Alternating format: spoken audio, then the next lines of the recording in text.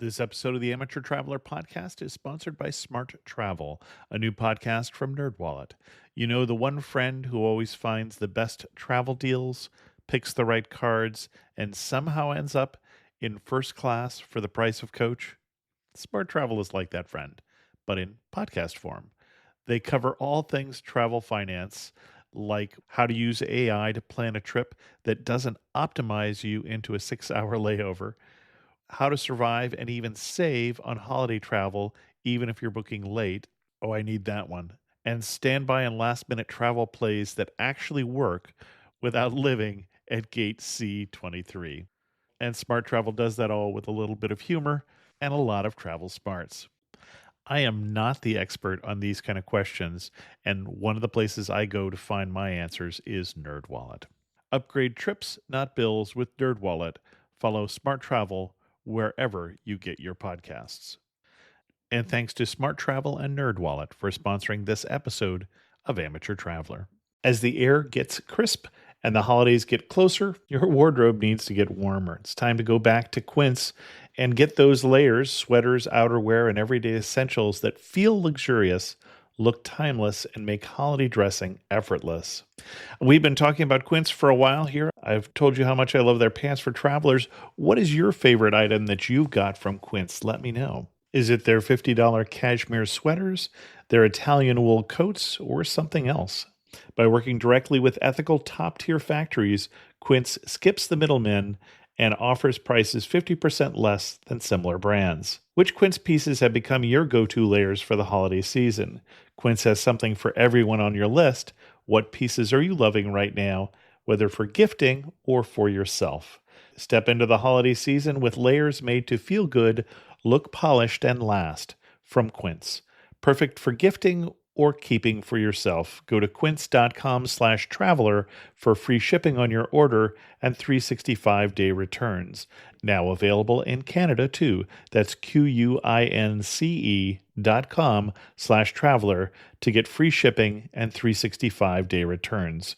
Quince.com/traveler. And thanks to Quince for sponsoring this episode of Amateur Traveler. Amateur Traveler, episode 971. Today, Amateur Traveler talks about trackers and poets, dams and locks, macaques, caves, and Three Gorges as we cruise the Yangtze River in China. This is Chris Christensen from Amateur Traveler. Let's talk about the Yangtze.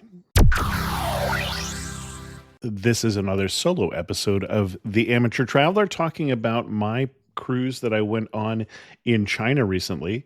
I was in China for a wedding of an international student from Shanghai who lived with us for a year and a half, and her husband lived with us also for half a year. If you know me well, you may have heard me refer to my Chinese daughter, obviously someone who we have remained close to over the years. And while in China, if you've gone all that way, why not do something else? And so I decided, based on the recommendation of David Lang, who I had toured China with earlier in July, to do a Yangtze River cruise. David grew up in Hong Kong, and his graduating class was doing a reunion on the river. They were actually there the same week I was, but doing a different itinerary on a different boat.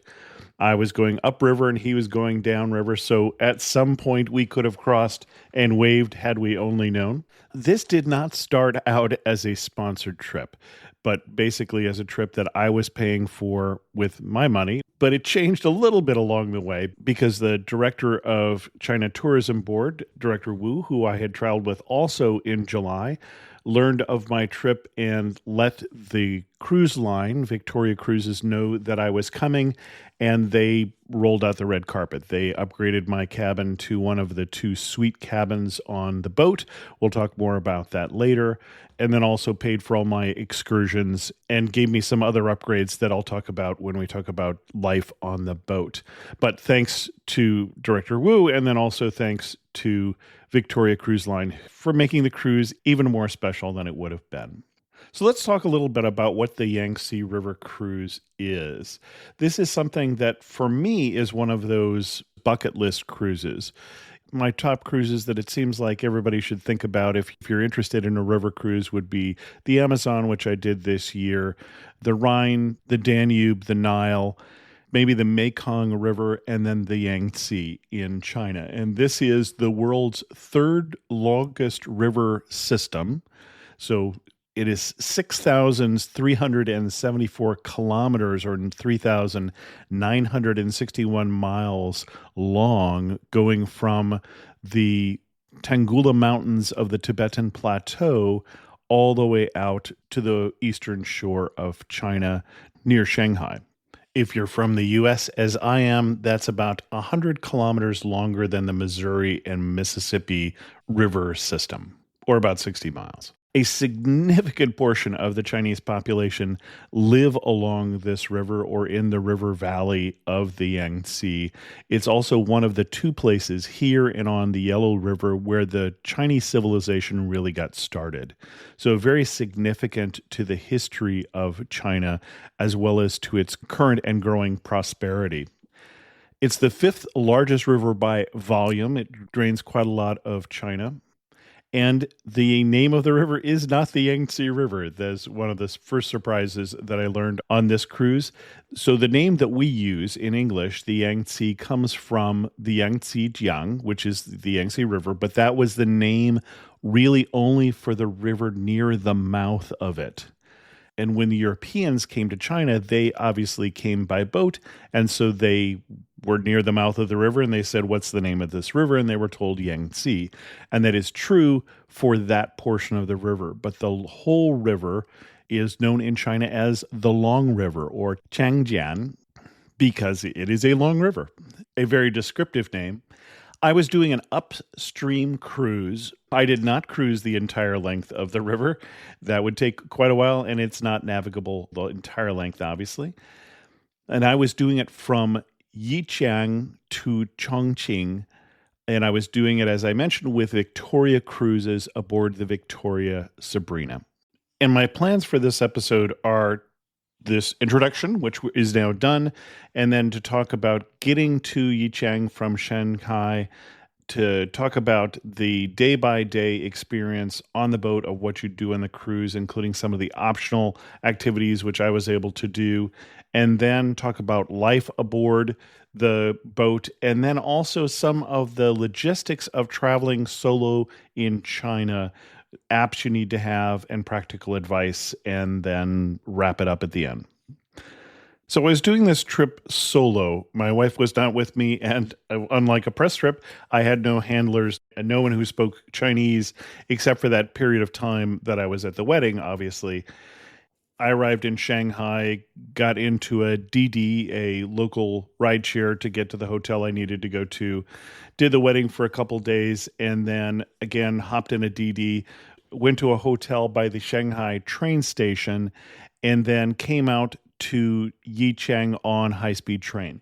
And for those of you who haven't taken the high-speed train, we've talked about it a little bit before because I took a high-speed train the last couple times I was in China, but it is a good experience. It's a relatively affordable experience, so it was cheaper than flying to Yichang, and I had a day to kill to do it. It was a little slower. I think it took me 5 or 6 hours to get there by train instead of flying there, but of course, by the time you count getting out to airports and things like that, I thought it was just going to be simpler. But a few logistics in terms of the high-speed train. One is that you cannot book a high-speed train ticket more than 2 weeks in advance in China. And so if you want to go 6 weeks out, what you do, or what I did, is I went to trip.com and booked my ticket there, but I don't have a ticket yet. What I have is a promise from trip.com that when the tickets become available, they will buy one for me as soon as it becomes available. And that worked out well. That's an easy-to-use website and has some great resources in terms of traveling by train in China. And then when you get to the train station, you have to clear security before you even get in the train station. So that's going to be a different experience. And then in the train station, as well as many spots in China, as I mentioned in the last episode from my trip to China, you will use your passport as your ticket. And so you will be showing your passport to get into the train station, and then to get through the gate onto the train, you're going to again be using your passport. So keep that handy. And then basically, you find in the Shanghai train station the waiting room that is associated with your train. Big signs up that says D721 or whatever your train is in this particular waiting room. Large waiting rooms, big trains. And then you wait for about 15 minutes before your train leaves. They're going to announce that train is leaving. That announcement, I believe, was in both Mandarin as well as in English, but there was also in the board in that particular waiting room, that train line went green. And so it was very obvious that everybody was now boarding that train. There were two different lines to board the train, and this is useful to know. The first class was on the left, and the second class was on the right. A lot more people, obviously, in the second class line. It was much easier to go through the first class. I had bought a first class ticket, which was, I think, 20% more.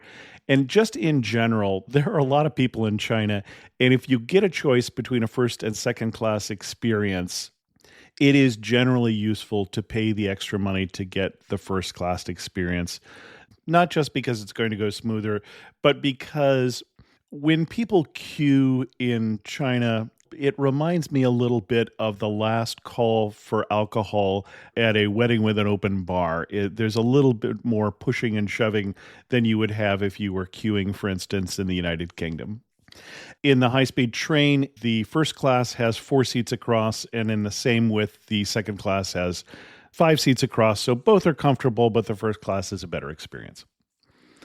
And that's the main difference between the two. It's a very good experience and very impressive if you haven't done a lot of high-speed train riding.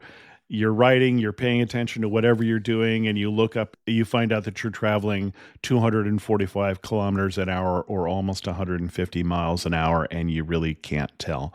So I do recommend that. Again, flying would have been another option. There is an airport in Yichang. When you get to the train station, I've been told by the travel tour company that I went with, and this was elitevoyages.com or chinatour.com, the same one we had talked about that had been recommended for me by Director Wu out of LA.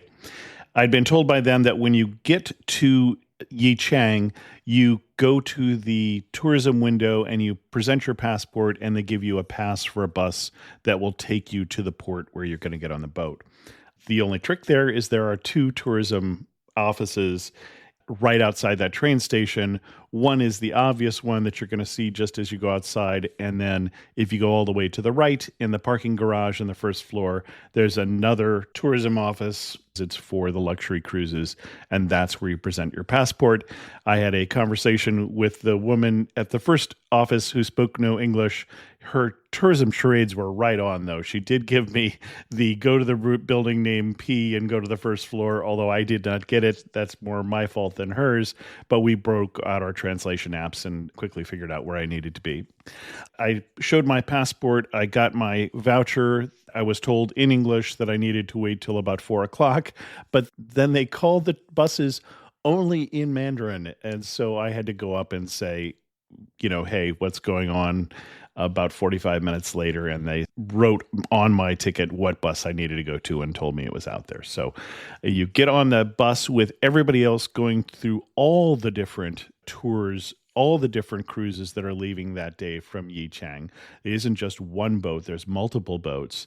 And there are definitely some minutes when you're traveling solo in China and you speak no Mandarin that you realize you don't know what's going on. Just a small minute is I got on the bus and we're pulling out, and there's this beeper that just keeps going off. And I'm thinking, why doesn't anybody stop that? And of course, it was my seatbelt wasn't buckled, and I was the one person who was missing that announcement in Mandarin. And of course, I noticed everybody else is trying to adjust their seatbelt and realize that I'm the one who is the problem. When you get to the port, it's a little chaotic because you walk out in the parking lot and there are people holding up different signs for different boats. You have to wait until the person who's holding up the Victoria Cruises shows you the side of the sign that is in English versus the side of the sign that is in Chinese. Most of the other signs were in Chinese, so you find the right person, you follow them, you queue in that fashion that I love in China to get through a security checkpoint, and then continue to follow people who are dressed in the blue and yellow livery of Victoria Cruises until they direct you all the way out down into the boat on the river. And that's it. You're embarked. At that point, because I was being treated like a VIP, I got a tour of the boat by the French-born, English-speaking cruise director, Isabel. I won't promise that you will get that sort of treatment, but you will find your way to your cabin. And going upstream is a 5-day, 4-night cruise. Going downstream is a 4-day, 3-night cruise, so that every day of the week, the boat is in exactly the same place. It's a 7-day cycle. And that first night, the dinner is not included. That would be a special price. You can buy it on the boat if you want to, although mine got comped for me, but that's just something to be aware of. There are 2 dining rooms on the boat. There's a deck 2 dining room, which is the normal dining room that everybody has access to. And then if you get an upgrade package, you can get access to as it were, the VIP dining room on deck 6 in the aft part of the boat, as well as to the Sabrina Lounge, which is on deck 3 in the front of the boat. And that is an area then where you have a little more elbow room, not as many people let in there, and it has its own observation deck in the front. That was part of the upgrade that they gave me, so that when we are cruising, for instance, through the Three Gorges that are in this part of the Yangtze, up on the deck in the front there of the VIP lounge, the Sabrina Lounge. That upgrade was about $200 when you're going upstream for the longer cruise, and $150 when you're going downstream on the shorter cruise. After the dinner, there was an orientation in both Mandarin and then a separate one for those of us who English was our native language. The particular cruise that I was on, about 1/10 of the passengers were international passengers, but that's going to be quite different, it turns out, if you're on one of the other boats from Victoria Cruises, just because since the boat is in the same place every week, some of the boats of their fleet, and I think they have 5 boats, are going to line up with packaged cruises from different cruise companies. So, for instance, some of the people on my boat were doing a package cruise from Gate 1, where they were doing this cruise as part of a larger tour in China. And then on some of the other boats, they line up with the number 1 Australian tour company, which is Windy Woo Tours. And so I was told that on some of the other boats, you would see as much as 80 to 90% of the passengers would be international. But again, not on the particular cruise that I was on. But when you go to that orientation, one of the things you're going to learn about is that during the day, the 3 main cruising days, right? So it's 4 nights, 3 full days, the arrival day and the departure day. And on those 3 main days, you're going to have optional tours. Everybody's going to have an included tour, and then there are some additional tours that you can buy for around 280 RMB, which is about $40 per person. Personally, I was planning on buying them anyway before the cruise company offered. And I do recommend that you look at those because I think they were more interesting. But if you do all of the optional excursions, you're going to spend a lot less time on the boat. In fact, the 3rd day is an all-day experience. And so it's just something you're going to have to balance. For instance, do you want to do an upgrade to get the access to the VIP lounge, or do you want to do all the tours so you don't have much time to spend in the VIP lounge? Those are the sort of things that you will learn about that first day during the orientation. And then we go to sleep. And then each day, the breakfasts tend to be served about 7 o'clock. I think it was served about 15 minutes early on the last day, on the day of departure. The first day, the ship stayed docked until dinner. So we joined the boat on the cruise port just upstream from the Three Gorges Dam. And you might have heard of the Three Gorges Dam. It is not the largest dam in the world, but it is the dam with the largest electrical generating facility in the world. So it's quite a large complex here across one of these gorges in the Three Gorges area of the Yangtze River. Very significant to China's economic development. They had been planning on building a dam on this river going all the way back to the days of Sun Yat-sen, which would be during the days of the Chinese Republic after the fall of the Qing dynasty in the early 1900s. They started work on it in 1994 and then completed it in 2006, although the whole final generators and those things weren't installed until 2012. So it's still relatively recent.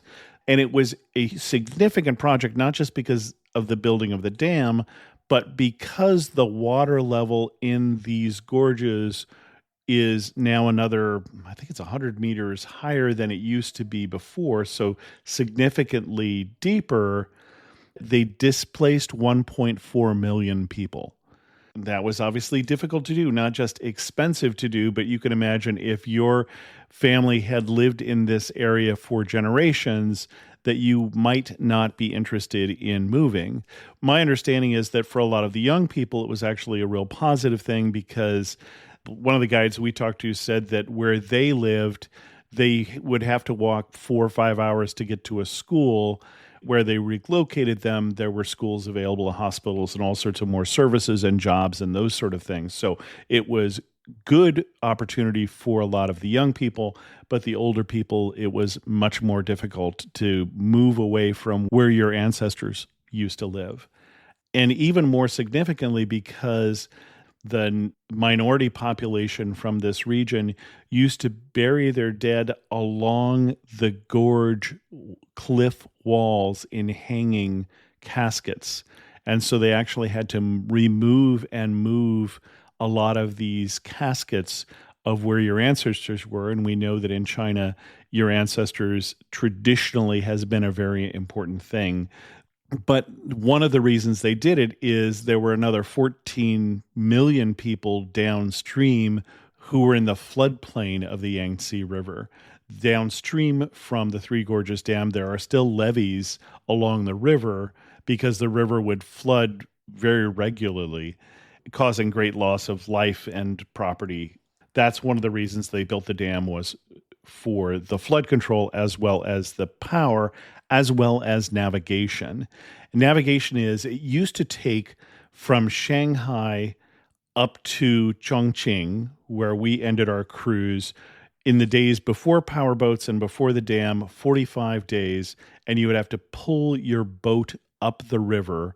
You would hire people called trackers, and trackers would work in gangs holding onto ropes, and they're on paths along the side of the river, pulling against what is often a strong and treacherous current. Sometimes they worked naked just because they were always wet, and there was just no point in wearing clothes.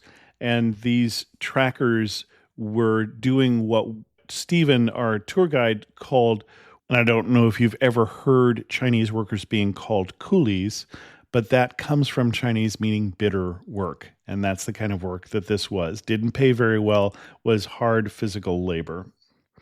But that was what you needed to get your boat upstream. And now you can sail from Shanghai all the way up to Chongqing in about 7 or 8 days. And so that means that they can do things like in Chongqing, there is now significant amount of automobile manufacturing, which can easily get down the river to Shanghai, where before you just wouldn't be able to do anything like that and transport things along the river. If you're one of those guys who looks at hair loss as a way to wear cool caps and save on shampoo, then good on you. But a lot of us take it a little more personally than that.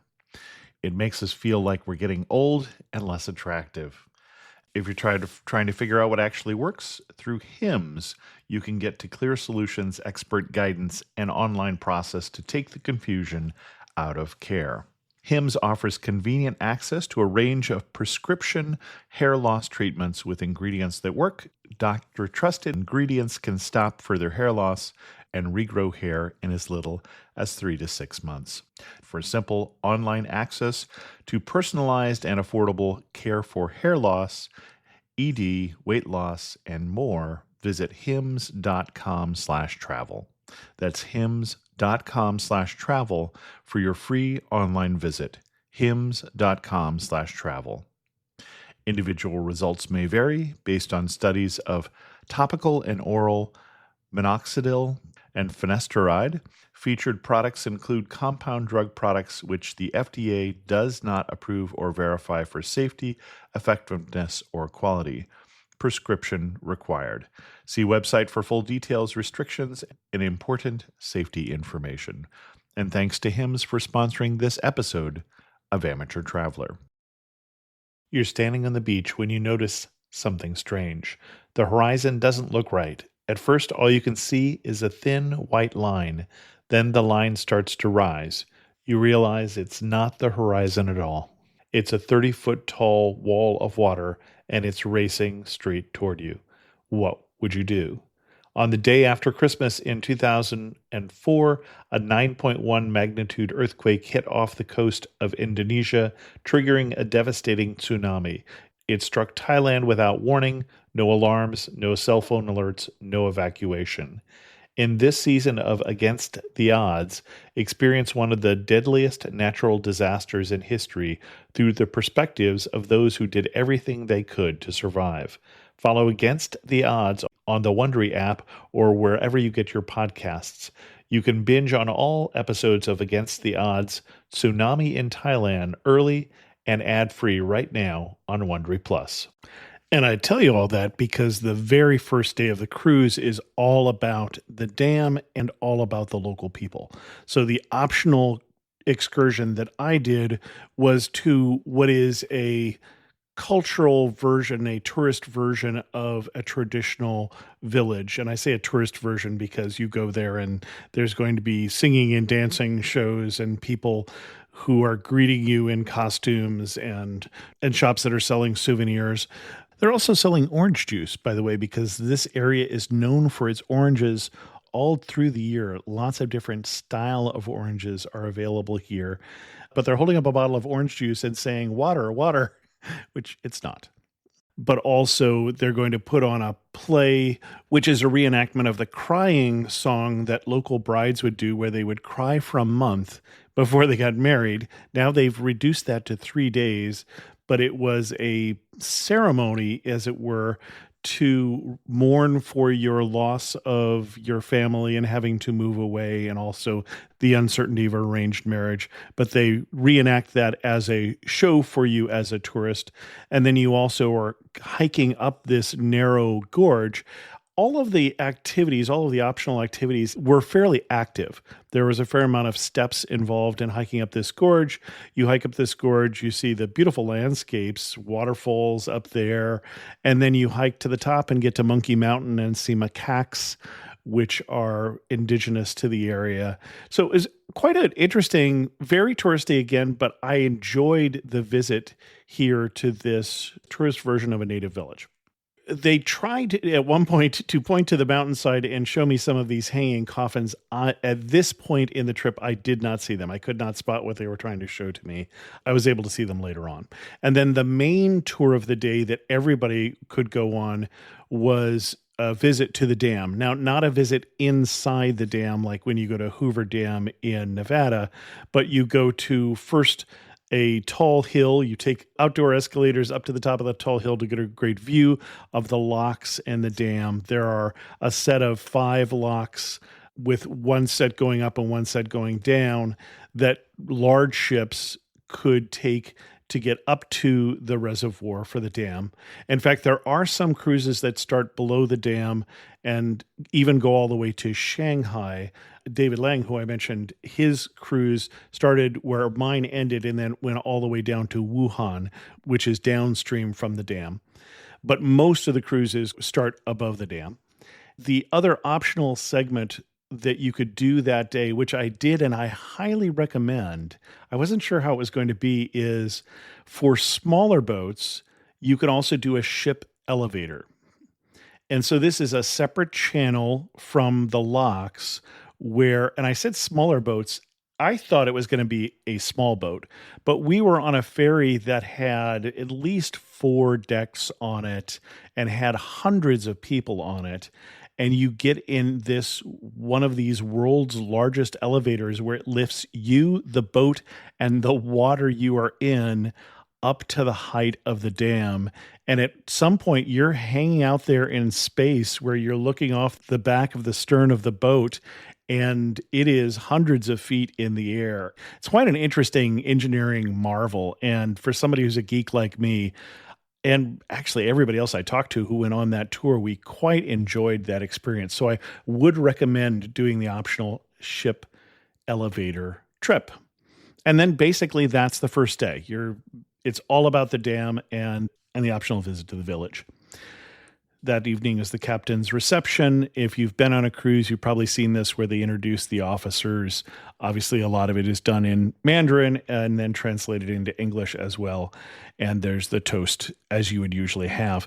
There was also, I think, a show that night. You don't have as large a shows as you'd have on an ocean-going cruise. This ship, fully loaded in the summertime when there are more kids on board, would have something like 700 passengers. We had about 560, and again, 1/10 of those being international passengers. So more limited entertainment than you'd have on a big ocean-going ship with 2,000, 3,000, 5,000 different passengers and a larger crew. I think that may have been the day, though, that I did the captain's toast, went back to my cabin, fell into bed fully dressed, and fell asleep. So we did keep active in these itineraries. It was either that day or the next day that I did that. The second day, we had cruised up to the river, and the big highlight of the second day is going to be cruising through two of the Three Gorges. You cruise through the third one at night, so it's really the biggest sightseeing part of the day is going to be the afternoon of that second day. But the excursion that is included for everyone first is they got us on a couple different ferries, and then we went up one of the smaller creeks, rivers, gorges that leads into the Yangtze.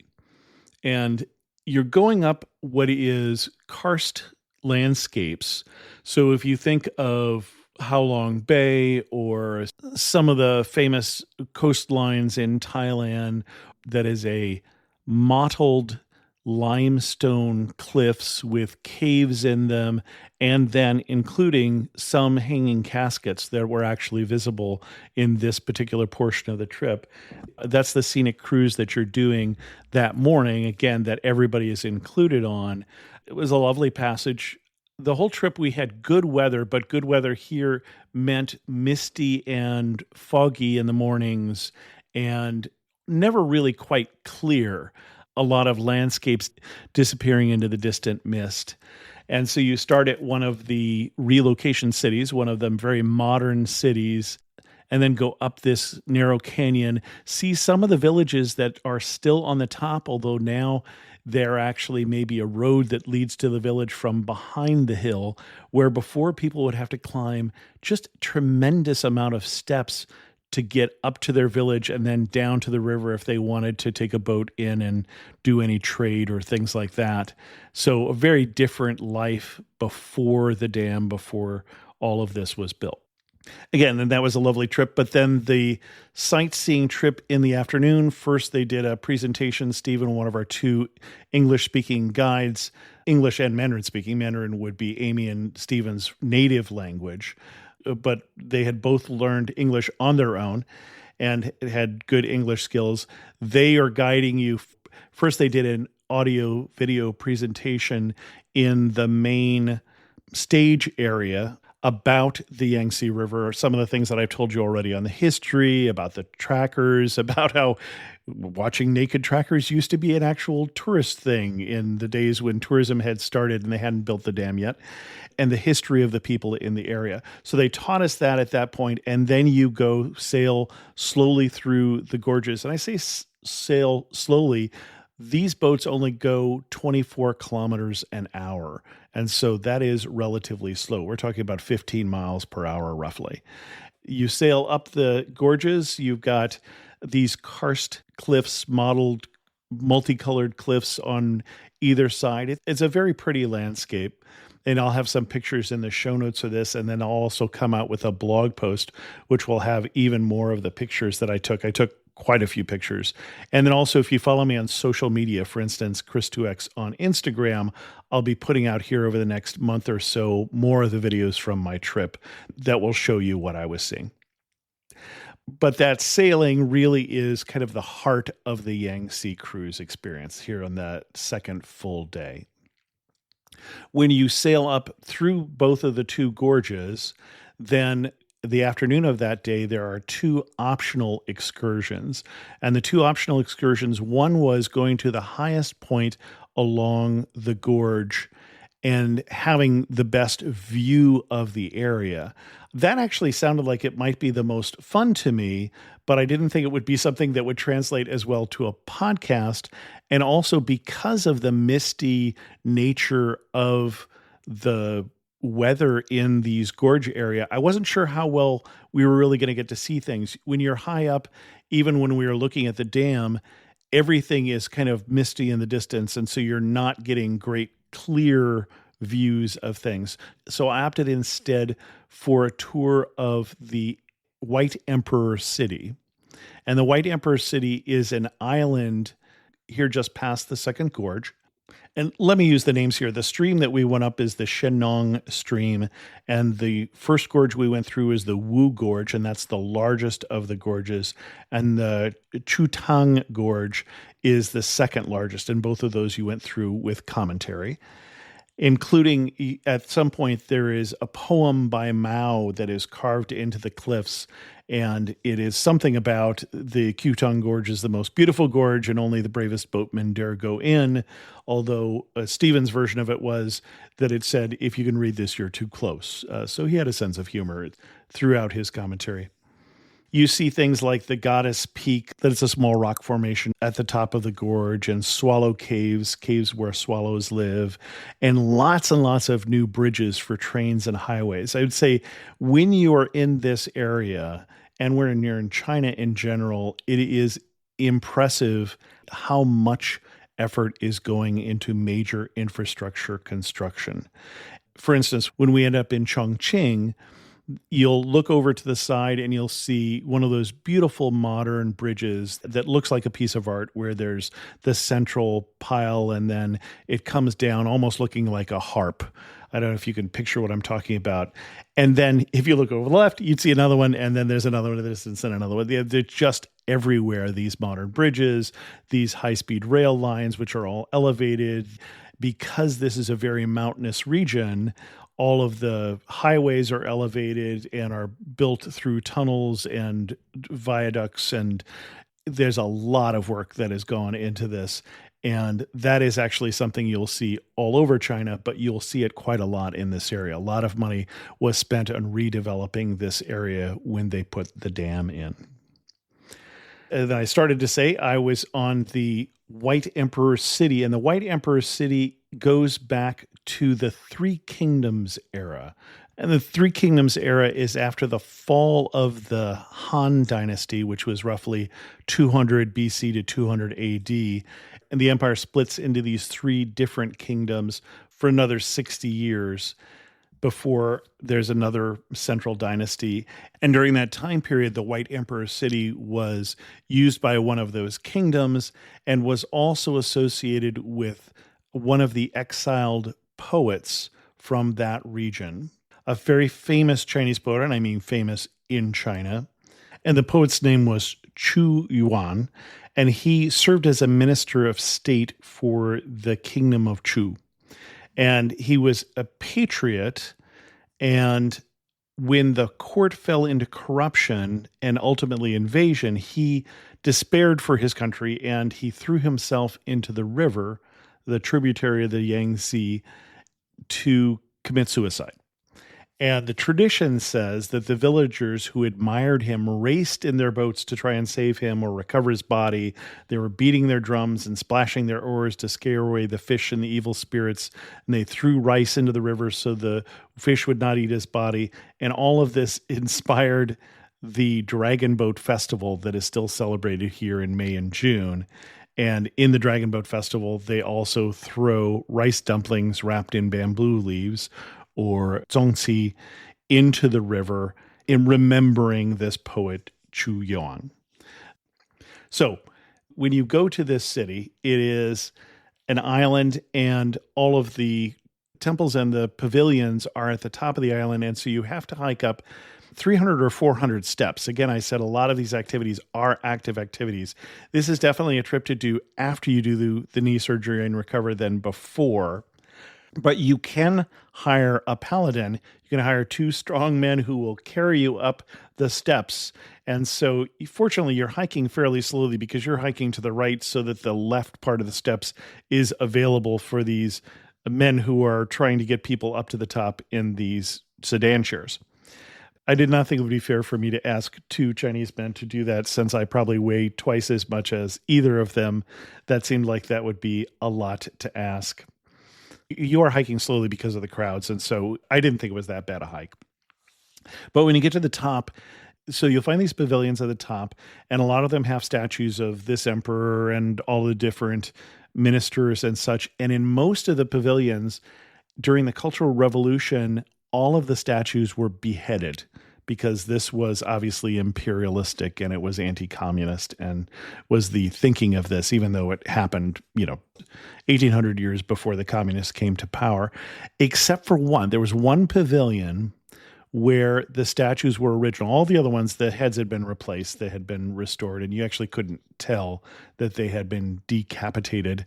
But in this one pavilion, they said this did not happen. And the reason why is one of the particular statues looked like Chairman Mao.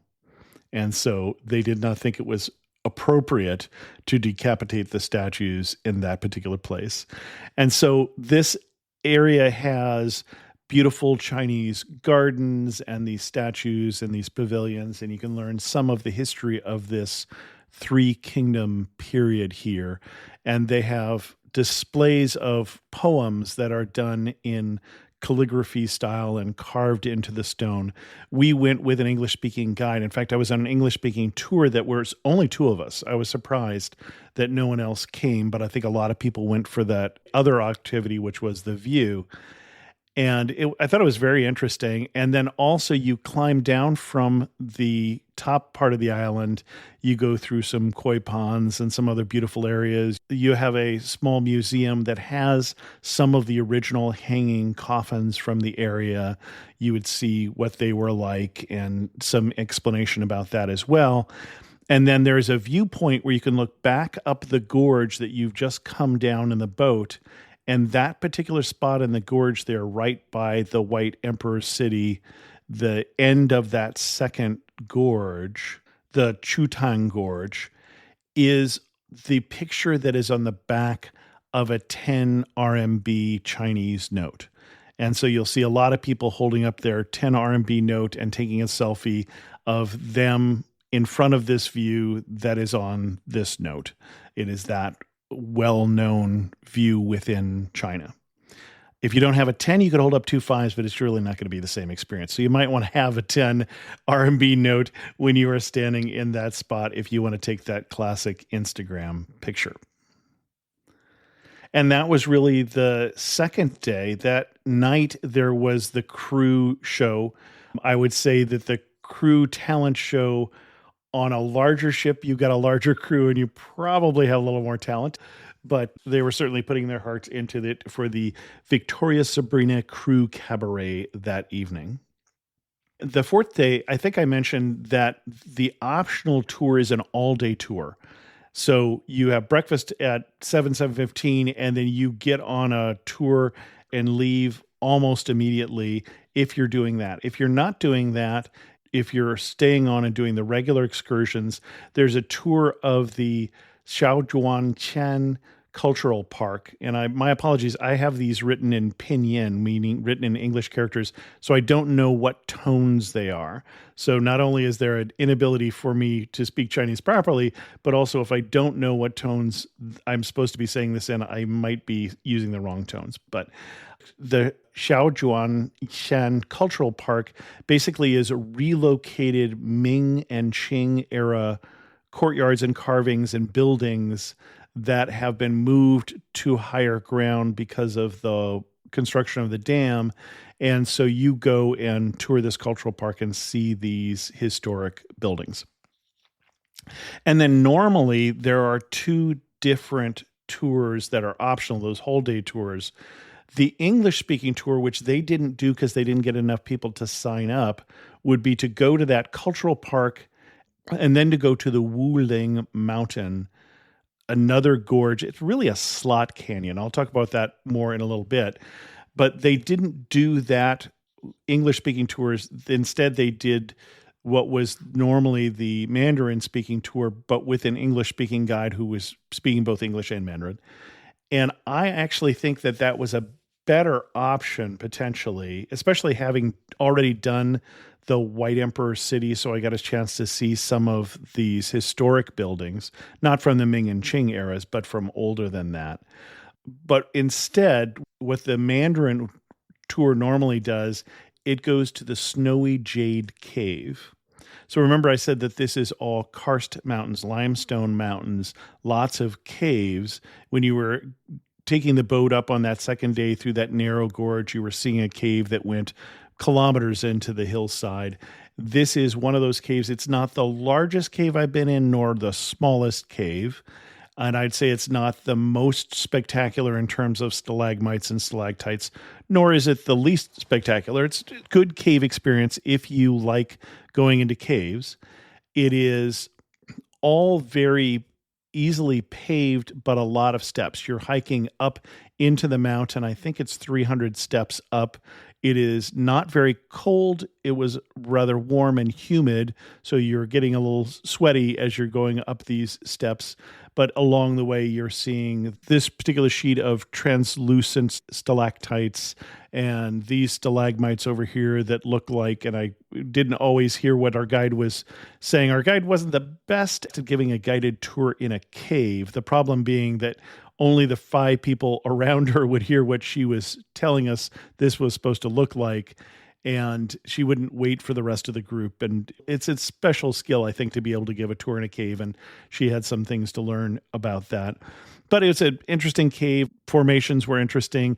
I would say if you like caves in their natural state, with not a lot of artificial lighting of different colors and with very paved paths, this may not be the cave for you, because it's not the style of cave that we often do here in the US. It's a little more presented, I would say, where you're always walking on paved surfaces, where you're seeing things with different colored lights that you wouldn't see at a lot of the national parks, for instance, in the US if you saw a cave there. But very nice cave, Snowy Jade Cave. All right, remember, the machine knows if you're lying. First statement, Carvana will give you a real offer on your car all online. False. True, actually. You can sell your car in minutes. False? That's gotta be... True again. Carvana will pick up your car from your door, or you can drop it off at one of their car vending machines. Sounds too good to be true, so... True! Finally caught on. Nice job. Honesty isn't just their policy, it's their entire model. Sell your car today, too. Carvana. Pickup fees may apply. In Walmart's Huluville, everyone ready their cart. Amazing Black Friday deals are about to start. Online and in the app, such great deals to explore. Everything you love from tech, toys, and more. The days to save and the ones to remember. It's only the 25th to the 30th of November. Set your alarms. Don't miss out. These deals are epic, without a doubt. The Who's are all ready, but are you? Walmart Black Friday deals await. Who knew? And then one of the highlights, and I'd say possibly the biggest highlight of the tour for me, the whole thing, the whole week, was the Wuling Mountain. And the Wuling Mountain, I didn't really quite know what to expect. I saw that it was going to be a gorge that we were going to go to. So you go to the gorge, you take a gondola down, and then you get on an electric tram and take it over to another section of this gorge that is getting narrower. And then you hike through that and then take a gondola up. So far, so good. So again, you're going to be doing a fair amount of walking, active tour, and it is relatively flat inside there. But if you have been to the Virgin River narrows in Zion National Park. And this is one of my favorite hikes in the United States, where you hike through a deep slot canyon that is maybe 20, 30 feet across and then 1,000 feet up. This is like that in the sense that it's 20, 30 feet across, and then it is hundreds of feet up, probably not quite as tall as in Zion National Park. But it's this, again, interesting limestone formations and things that you're hiking through. But instead of you hiking through the river as you do in Zion, which I know that last time I was there, my wife wasn't willing to do that, and our travel companions weren't as excited. Here, what they've done is they've suspended a flat hiking path built into the side of the cliff above the bottom of the river. So you are 50 to 100 feet up above the river, going through this crack in the mountain that at one point it basically gets dark like a cave because you are so far down this slot canyon. You're basically in this crack in the mountain. And I thought it was quite gorgeous. I thought it was a little hard to capture on a camera in terms of getting a picture that really gives you a sense of the place. But everybody who I was with had the same sort of reaction of, this is the highlight of the trip. This is the best thing, was walking through this narrow canyon with water and plants. It's got greenery and these beautiful rock formations. I'll put at least one picture in my show notes and more in the blog post about this Wuling Mountain Gorge trip, but I recommend it. Again, this is one of the optional trips. It's the one I would go to if you only went to one. Like all of those, you have to bring your passport. Again, remember, your passport is your ticket at some of these experiences, and that was one of those. And that's it. At that point, the main part of the trip was over. We had the captain's toast for dinner that evening, and then went to bed, packed up, and we were disembarking from the boat by about 9 o'clock in the next morning. A lot of people were left before that.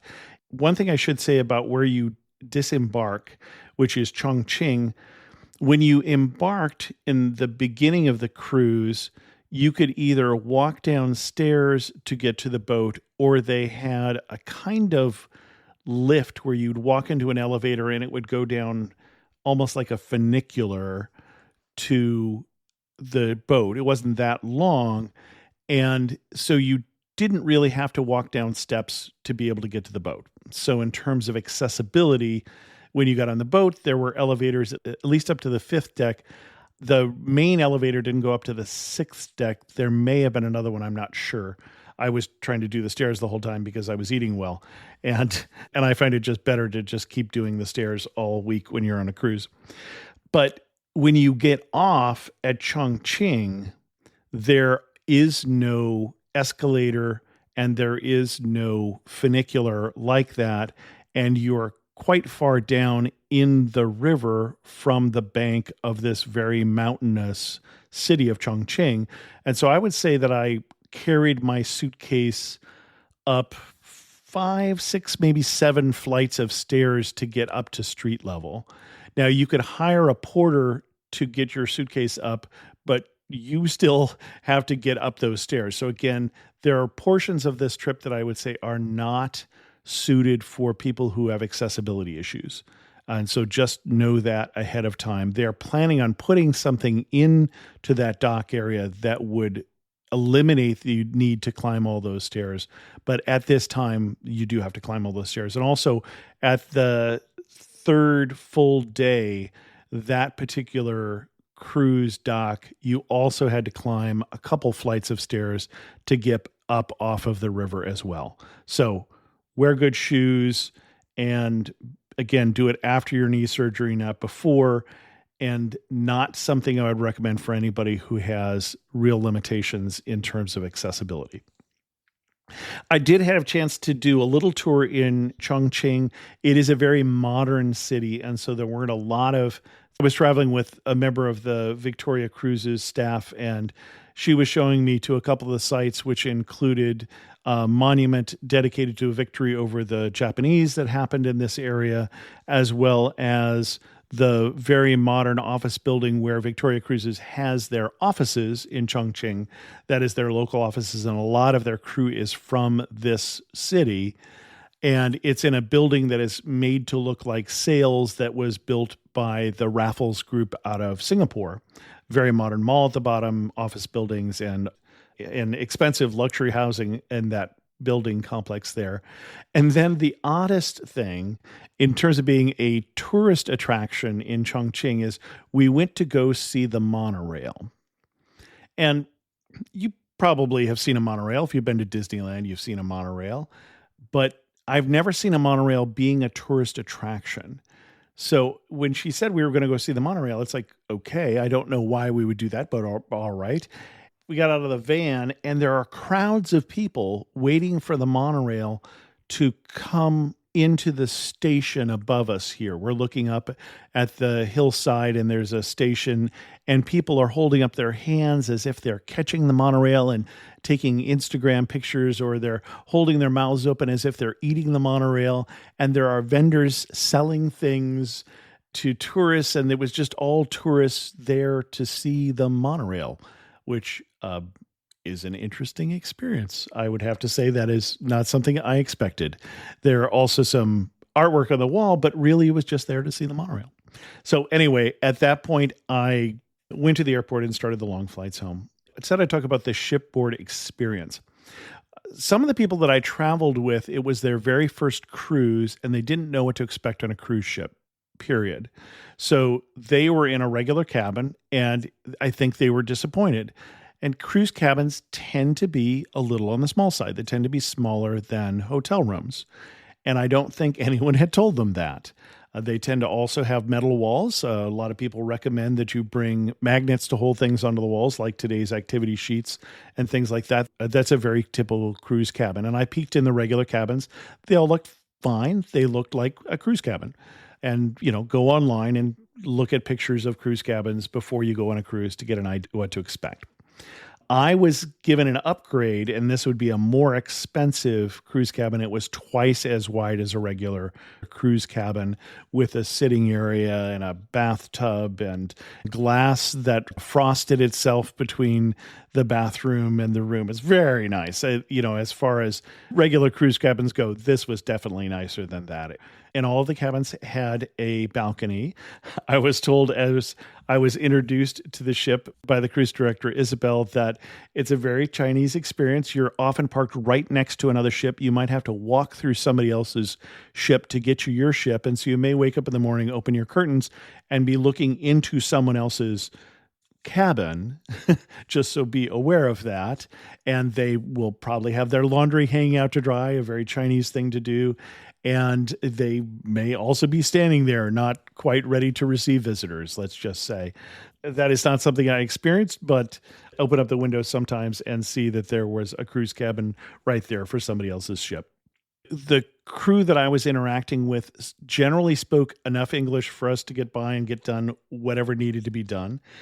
We did have at least one problem with the translation app at one point, where my steward was trying to ask me a question and got into his translation app and asked me, "Is your room easy to clean?"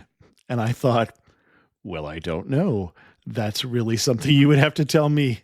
And clearly that was not what he was trying to say. And so he took me back down to my room and pointed, and I had accidentally left on the do not disturb. And what he really meant is it okay to clean your room? And I turned that off. We figured out what was going on there. On the ship, you are often walking in on the -1 deck. There's a -1 deck, and that's just where you're getting on and off from. That's where the gangplanks are. You're going to go up the stairs or the elevator from there. Also in that -1 deck is the ship's movie theater. And I was there for the orientation, the English orientation, the first part, but never got there for a movie because I just wasn't on the ship that often. I was on the ship really basically when we were cruising through the gorges, and then you wanted to be doing something else. First deck doesn't really have any common spaces. There are some cabins on the first deck. The second deck is where you will find, again, a number of cabins, and then the Dynasty dining room, the main dining room in the stern of the boat. Also a gift shop, a coffee shop, where you can buy all the photos, because everywhere you go, there are photographers like you or one of the Kardashians taking your picture constantly, and they obviously want to sell you those pictures, and you can go down there and they will basically do a facial recognition to find all the photos of you and see if you want to buy them. And then the receptionist, and there are English-speaking people at the receptionist, so that you can always find them. This is where you gather for all of the tours. You basically go and exchange your ticket for the tour at the front desk. They give you a lanyard. You put it on that identifies you as being what ship you're on, so that you get back to the right ship, so that they know where to direct you later on. And then they also tell you you're in group 1, 2, 3, and there are signs taped to the ceiling, and you go meet your tour guide there. And then on the third deck is where my cabin was. That's where the 2 extra size cabins are that are the nicest cabins on the boat. And in the front of those cabins, in the bow of the ship, is that VIP lounge, that lounge that's named after the boat. It's the Sabrina Lounge.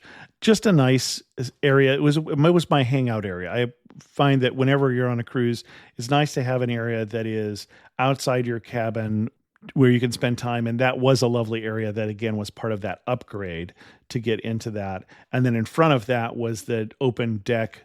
You could go out there for the sightseeing, again, if you had the upgrade package. Also, in the middle of the third deck is where they have the massage areas, where they have the doctor who also practices Eastern medicine. So both Western and Eastern medicine there. So you can get acupuncture, you can get all sorts of things that I don't know what they are.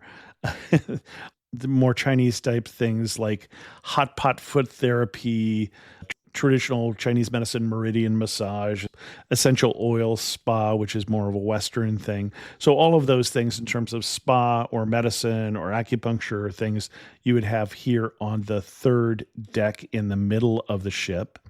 On the fourth deck is just cabins. And then the bridge is on the front of the ship in the fourth deck. Oh, I didn't mention on this third full day, the fourth day of the cruise, if you wanted, you do a tour of the bridge, but you couldn't do that if you were out on the all-day tour. I was fortunate enough to get a personal private tour of the bridge, and it's fascinating. If you are on the boat, I would recommend seeing the bridge because it's definitely modern and state-of-the-art, very different from the bridge that I was on the Peruvian cruise earlier in the year, where they had no charts and no maps, and it was really just the boat captains knew the waters. Here, everything is very modern and very automated. Definitely worth seeing, but I would not recommend that you be on the boat. I would recommend that you do that full day cruise on that third full day. On the fifth deck is where the Yangtze Club is. And so that's the largest space on the boat. That's where the show would be. That's where the captain's toast would be. That's where anything where they're doing a presentation of telling us about what the history of the cruises were done in the Yangtze Club. That also has a bar in that area. Happy hour that is in that particular bar.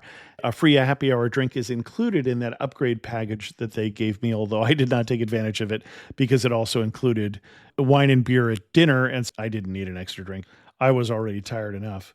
And then on the sixth floor, in the front of the boat, is the observation deck, and the back of the boat is that upgraded dining room, a smaller dining room, less crowds. It's a buffet at breakfast and lunch, and you could also do buffet at dinner, but they also had in that package the menu service where you would get a menu and you would choose among different courses. I did the menu service, although the buffets all look great. The buffets were great for breakfast and lunch, both including both Western and Chinese food. I might choose something like Kung Pao chicken for dinner as my main, plus a salad, plus a soup, plus a roll. It was plenty to eat with just the menu service, and the buffet obviously was even more to eat, which is the reason I didn't do it. But the quality of the food was very good. The service was wonderful.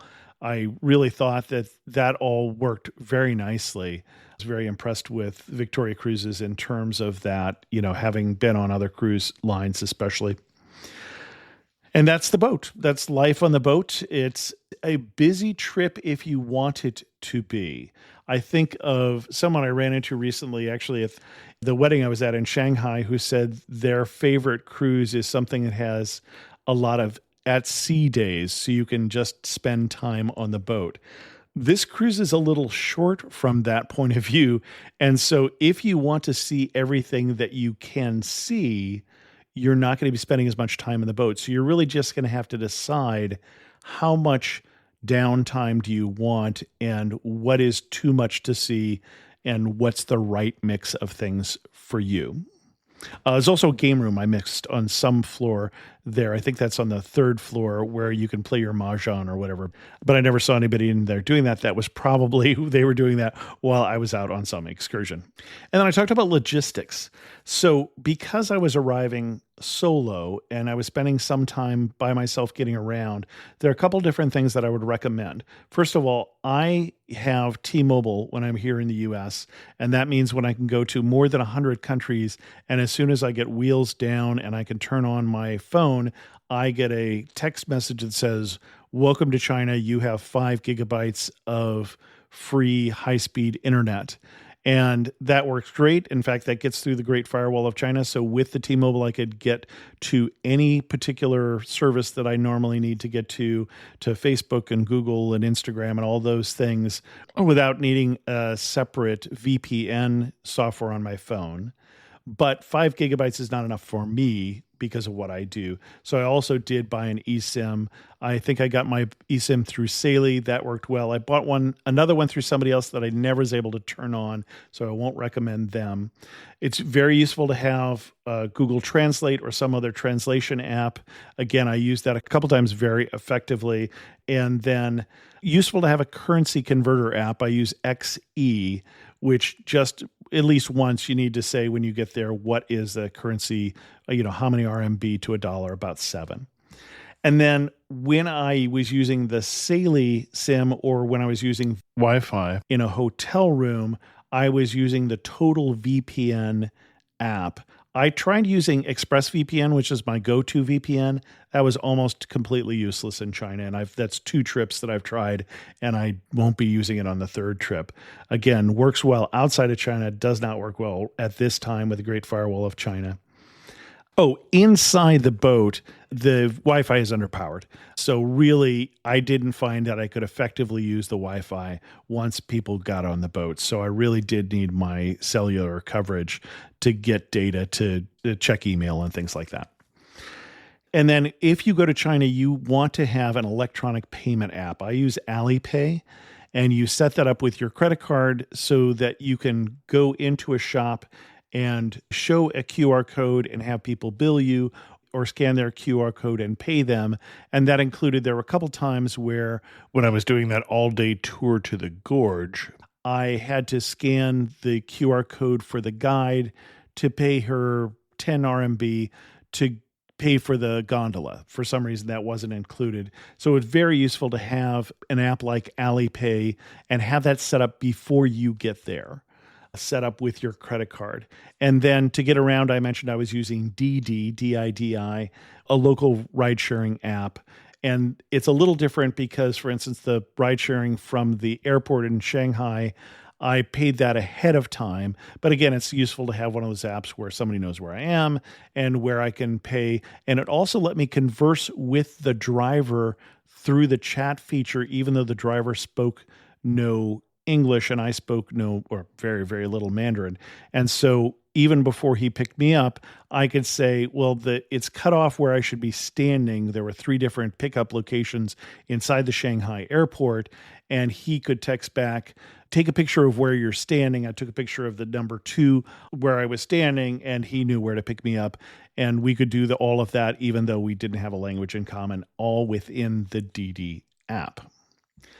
Bring some small bills for tips. If you want to, you can add crew tips to your credit card, but that doesn't cover the tips for the 2 guides, Stephen and Amy. And I actually screwed up and didn't have the money that I needed to do that. And when I went to do it in the morning, I was departing, it was too late. I needed to do it the night before. So my apologies to Stephen and Amy, but don't be me. Do that ahead of time. Bring some tips and also bring your 10 RMB bills so you can take that one selfie picture. In terms of when to come, the cruise doesn't go in December, January, and February because it's a low tourism season and the weather's not as good. And I was told that the best time for the cruise is March, May, or November. I did like it in November. May through September is subtropical and it's the rainy time of year.